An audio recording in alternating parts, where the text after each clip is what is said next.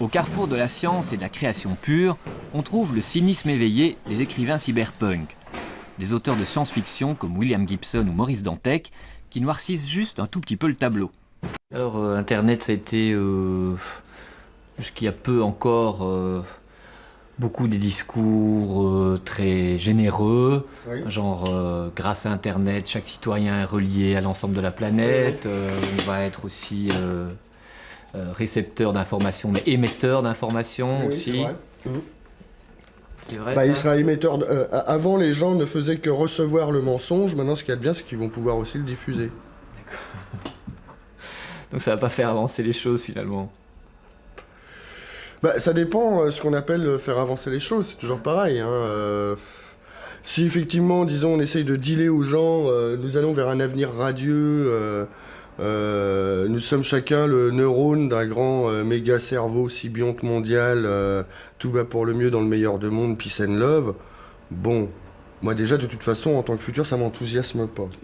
Internet va pas arrêter les guerres, à mon avis. Au contraire, elle va permettre, d'une certaine manière, à la guerre de se déplacer, quoi, d'une certaine manière, au terrain au terrain d'affrontement de se déplacer. D'une certaine manière, tu veux dire que avec le développement des nouvelles technologies et la vitesse que ça prend, on joue un peu aux apprentis sorciers, quoi. Oui, mais pour moi, ça fait partie du... Comment je pourrais appeler ça? Pour moi, le rôle de l'apprenti sorcier, c'est le rôle qui est dévolu à l'humanité. C'est-à-dire que le rôle de l'humanité, c'est d'ouvrir les boîtes de Pandore. Sans quoi, il n'y aurait pas eu d'histoire. On serait resté dans notre forêt primitive à jouer les primates, quoi. Enfin, donc, pour moi, l'invention de l'arme thermonucléaire, de l'ordinateur, de la fusée spatiale, enfin, invention, découverte de l'ADN ou des choses comme ça, pour moi, c'est des choses qui sont inscrites dans j'allais dire, dans le programme humanité, quoi. C'est pas des accidents. Est-ce qu'il y a une révolution numérique? Ou bien simplement une évolution? Ouais, bah, c'est toujours le problème un peu de ce type disons, d'expression un peu fracassante sur la révolution numérique. Si on...